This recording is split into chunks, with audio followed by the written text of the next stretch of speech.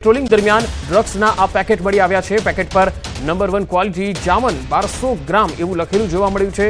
પિંગલેશ્વર નજીક સિંધોડી વિસ્તારમાંથી ડ્રગ્સના પેકેટ મળી આવ્યા। આ ડ્રગ્સના જથ્થાનો કબજો લઈ જખો પોલીસે તપાસ શરૂ કરી છે। તો દરિયાકાંઠેથી ડ્રગ્સના 3 પેકેટ મળ્યા છે। કચ્છના દરિયાકાંઠેથી આ 3 પેકેટ મળ્યા। પેટ્રોલિંગ દરમિયાન આ પેકેટ મળી આવ્યા। નલિયા મરીન કમાન્ડો અને જખો પોલીસે સંયુક્ત કામગીરીમાં આ પેકેટ જપ્ત કર્યા છે। પેકેટ પર નંબર 1 ક્વોલિટી જામન એવું લખેલું છે।